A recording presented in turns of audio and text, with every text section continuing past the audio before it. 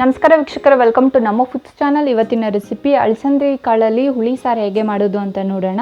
ಮೊದಲಿಗೆ ನಾನಿಲ್ಲಿ ಅಲಸಂದೆ ಕಾಳು ಆಲ್ರೆಡಿ ಬಿಡಿಸಿಟ್ಕೊಂಡಿರೋದು 1 ಕಪ್ ಆಗೋಷ್ಟು, ಒಂದು ಸಲ ತೊಳೆದಿಟ್ಕೊಂಡಿರೋದು, ಬದನೆಕಾಯಿ 3 ಚಿಕ್ಕದು, ಆಲೂಗಡ್ಡೆ 1 ಚಿಕ್ಕದು, ಟೊಮೆಟೊ 1 ಇದು ಅಷ್ಟೇ ಚಿಕ್ಕದೇ ತೊಗೊಂಡಿದ್ದೀನಿ, ಹಸಿ ತೆಂಗಿನಕಾಯಿ 4 ಸ್ಪೂನ್ ಆಗೋಷ್ಟಿದೆ ಚಿಕ್ಕ ಚಿಕ್ಕದಾಗಿ ಕಟ್ ಮಾಡಿ ಇಟ್ಕೊಂಡಿರೋದು, ಸಾಂಬಾರು ಪೌಡರ್ 1 ರಿಂದ 1.5 ಟೇಬಲ್ ಸ್ಪೂನ್ ಆಗೋಷ್ಟು, ನೆನೆಸಿಟ್ಕೊಂಡಿರೋ ಹುಣಸೆ ಹಣ್ಣು ನೆನೆಸಿಟ್ಕೊಳ್ಳಿ, ಈರುಳ್ಳಿ 1 ದೊಡ್ಡದು ಕಟ್ ಮಾಡಿ ಇಟ್ಕೊಂಡಿರೋದು ದಪ್ಪಕ್ಕೆ, ಎಣ್ಣೆ 4 ರಿಂದ 5 ಸ್ಪೂನ್ ಆಗೋಷ್ಟು, ಸಾಸಿವೆ ಅರ್ಧ ಟೇಬಲ್ ಸ್ಪೂನ್ ಆಗೋಷ್ಟು, ಇಂಗು ಒಂದು ಸ್ವಲ್ಪ, ಕೊತ್ತಂಬರಿ ಸೊಪ್ಪು ಸ್ವಲ್ಪ, ಕರ್ಬೇವಿನ ಸೊಪ್ಪು 2 ಕಡ್ಡಿ, ಉಪ್ಪು ರುಚಿಗೆ ತಕ್ಕಷ್ಟು. ಈಗ ನಾನು ಕುಕ್ಕರ್ಗೆ ಅಲಸಂದೆ ಕಾಳನ್ನ ಹಾಕ್ಕೊತಾ ಇದ್ದೀನಿ. ಕುಕ್ಕರಲ್ಲೇ ಬೇಯಿಸ್ಕೊಬೇಕಾಗುತ್ತೆ, ಅದಕ್ಕೆ ನಾನು ಡೈರೆಕ್ಟ್ಗೆ ಕುಕ್ಕರ್ಗೆ ಹಾಕ್ಕೊತಾ ಇದ್ದೀನಿ. ಅಲಸಂದೆ ಕಾಳು ಹಾಕ್ಕೊಂಡು ಟೊಮೆಟೊ, ಕಟ್ ಮಾಡಿ ಇಟ್ಕೊಂಡಿರೋ ಬದನೆಕಾಯಿ, ಯಾವಾಗ ಹಾಕಬೇಕು ಅಂದ್ಕೊತೀರೋ ಆವಾಗೆ ಕಟ್ ಮಾಡ್ಕೊಳ್ಳಿ ಬದನೆಕಾಯಿನ, ಇಲ್ಲಾಂದರೆ ಕಪ್ಪಗೆ ಹಾಕ್ಬಿಡುತ್ತೆ. ಅದಕ್ಕೋಸ್ಕರ ಆಲೂಗಡ್ಡೆನೂ ಅಷ್ಟೇ, ನೀವು ಯಾವಾಗ ಹಾಕ್ಕೊತಾ ಇದ್ರೆ ಅನ್ನೋವಾಗ ಕಟ್ ಮಾಡ್ಕೊಳ್ಳಿ, ಬದನೆಕಾಯಿ ಆಗಲಿ ಆಲೂಗಡ್ಡೆ ಆಗಲಿ. ಈಗ ಇದಕ್ಕೆ 1 ರಿಂದ 2 ಗ್ಲಾಸ್ ಆಗೋಷ್ಟು ನೀರು ಹಾಕ್ಕೊಂಡು ಉಪ್ಪು ಹಾಕ್ಕೊತಾ ಇದ್ದೀನಿ, ರುಚಿಗೆ ತಕ್ಕಷ್ಟು. ಕಲ್ಲುಪ್ಪು ಹಾಕ್ಕೊಳ್ಳಿ, ಯಾಕಂದರೆ ಇದು ಬೇಯಕ್ಕೆ ಇಡ್ತೀರಲ್ಲ ಅದಕ್ಕೋಸ್ಕರ. ಸೊ ಈಗ ಇದನ್ನು ಲಿಡ್ ಕ್ಲೋಸ್ ಮಾಡಿ ವಿಸಿಲ್ ಇಟ್ಟು ಇದನ್ನು 1 ರಿಂದ 2 ವಿಸಿಲ್ ಕಾಲ ನಾನು ಬೇಯಿಸ್ಕೊತಾ ಇದ್ದೀನಿ.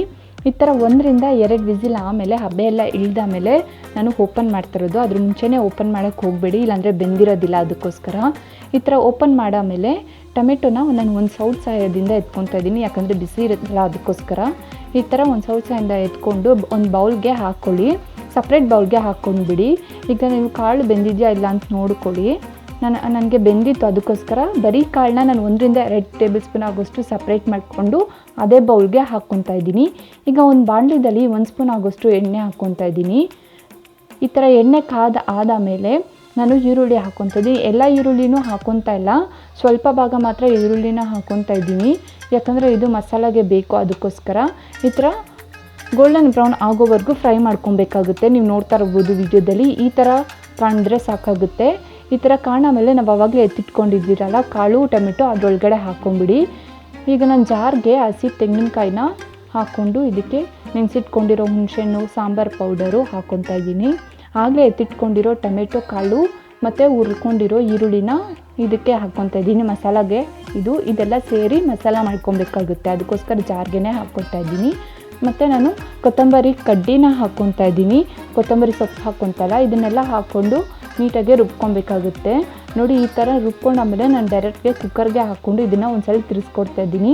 ಈ ಥರ ತಿರ್ಸ್ಕೊಟ್ಟಾಮೇಲೆ ನಾನು ಮತ್ತೆ ಸ್ಟವ್ ಮೇಲೆ ಇಟ್ಟು ಇದನ್ನು ಚೆನ್ನಾಗಿ ಕುದಿಸ್ತೀನಿ. 1 ಕುದಿವರೆಗೂ ಬರೋವರೆಗೂ ಕುದಿಸ್ತೀನಿ, ಅಂದರೆ ಒಂದು 2 ರಿಂದ 3 ನಿಮಿಷ ಆಗೋಷ್ಟು. ನೋಡಿ, ಚೆನ್ನಾಗೇ ಕುದೀತಾ ಇದೆ. ಇದನ್ನು ಪಕ್ಕಕ್ಕಿಟ್ಟು ಅದೇ ಬಾಣಲಿಗೆ ನಾನು ಎಣ್ಣೆ ಹಾಕ್ಕೊತಾ ಇದ್ದೀನಿ. ಎಣ್ಣೆ ಕಾದ ಆಮೇಲೆ ನಾನು ಸಾಸಿವೆ ಹಾಕ್ಕೊತಾ ಇದ್ದೀನಿ. ನೆನಪಿಲ್ಲಿ ಕಾದ ಮೇಲೆ ಸಾಸಿವೆ ಹಾಕ್ಕೊಳ್ಳಿ, ಇದು ಫ್ಲೇವರ್ ಚೆನ್ನಾಗಿರುತ್ತೆ. ಅದಕ್ಕೋಸ್ಕರ ಸಿಡಿದ ಮೇಲೆ ಈ ಥರ ಸಿಡಿದ ಮೇಲೆ ಈರುಳ್ಳಿನ ಹಾಕ್ಕೊಂಡು ತಕ್ಷಣವೇ ಕರ್ಬೇವಿನ ಸೊಪ್ಪನ್ನ ಹಾಕ್ಕೊತಾ ಇದ್ದೀನಿ. ಫ್ಲೇವರು ಚೆನ್ನಾಗಿ ಕೊಡುತ್ತೆ, ಅದಕ್ಕೋಸ್ಕರ ತಕ್ಷಣವೇ ಹಾಕ್ಕೊಳ್ಳಿ ಈರುಳ್ಳಿ ಹಾಕ್ಕೊಂಡಿದ್ದ ತಕ್ಷಣ. ಈಗ ರುಚಿಗೆ ತಕ್ಕಷ್ಟು ಉಪ್ಪು ಹಾಕ್ಕೊತಾ ಇದ್ದೀನಿ. ಈರುಳ್ಳಿಗೆ ಎಷ್ಟು ಬೇಕೋ ಅಷ್ಟು ಹಾಕ್ಕೊಳ್ಳಿ, ಯಾಕಂದರೆ ಆವಾಗಲೇ ಸಾರಿಗೆ ಹಾಕ್ಕೊಂಡಿದ್ದೆ ಅದಕ್ಕೋಸ್ಕರ. ಈಗ ಹಿಂಗೆ ಹಾಕ್ಕೊಂಡು ಇದನ್ನು ಚೆನ್ನಾಗಿ ಫ್ರೈ ಮಾಡ್ಕೊಬೇಕಾಗುತ್ತೆ. ಈ ಥರ ಫ್ರೈ ಮಾಡ್ಕೊಂಡಾಮೇಲೆ ಕೊತ್ತಂಬರಿ ಸೊಪ್ಪು ಹಾಕ್ಕೊತಾ ಇದ್ದೀನಿ ಲಾಸ್ಟಲ್ಲಿ. ಈರುಳ್ಳಿ ಗೋಲ್ಡನ್ ಬ್ರೌನ್ ಆಗೋವರೆಗೂ ಹುರ್ಕೊಂಡ್ರೆ ಸಾಕಾಗುತ್ತೆ. ಈ ಥರ ಲಾಸ್ಟಲ್ಲಿ ಕೊತ್ತಂಬರಿ ಸೊಪ್ಪು ಹಾಕ್ಕೊಂಡಾಮೇಲೆ ನಾವು ಬೇಯಿಸಿಟ್ಕೊಂಡಿರೋ ಸಾಂಬಾರನ್ನ ಹಾಕ್ಕೊತಾ ಇದ್ದೀನಿ. ಈ ಥರ ಹಾಕ್ಕೊಂಡಾಮೇಲೆ ಒಂದು ಸಲ ಮಿಕ್ಸ್ ಮಾಡ್ಕೊಬೇಕಾಗುತ್ತೆ. ನೋಡಿ, ಅಷ್ಟೇ. ಇದು ಸಾರು ತುಂಬ ಈಸಿ ಮತ್ತು ಸಿಂಪಲ್ಲು. ಮುದ್ದೆಗೆ ಅನ್ನಗೆ ತುಂಬ ಚೆನ್ನಾಗಿರುತ್ತೆ. ಇದು ಮುದ್ದೆಗೆ ತುಂಬ ಚೆನ್ನಾಗಿರುತ್ತೆ ಅನ್ನಕ್ಕಿಂತ. ಒಂದು ಸಲ ಟ್ರೈ ಮಾಡಿ ನೋಡಿ ನಿಮ್ಮ ಮನೆಯಲ್ಲೂ. ತುಂಬ ಈಸಿ ಮತ್ತು ಸಿಂಪಲ್ ಸಾರಿದು. Thank you.